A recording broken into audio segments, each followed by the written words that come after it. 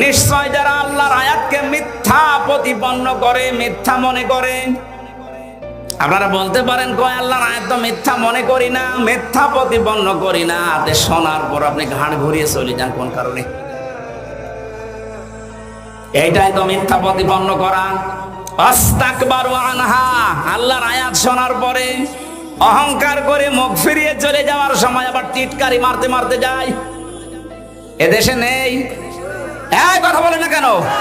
আছে। আপনি এখন চার দোকানে যান, দেখেন কি গীবত হচ্ছে ওখানে। আল্লাহ পাক বলেন আস্তাকবারু আনহা, শুধু চলে গেলে তো হয় না, অহংকার করে যাওয়ার সময় মুখ ফিরিয়ে চলে যাচ্ছে। ওয়ালা ইয়াদখুলুনাল জান্নাহ, এই মানুষগুলোর জন্য আমি আল্লাহ জান্নাত বরাদ্দ করি নাই। ইয়াদখুলুনা মুজারে বর্তমান, ভবিষ্যৎ, প্রেজেন্ট, ফিউচার।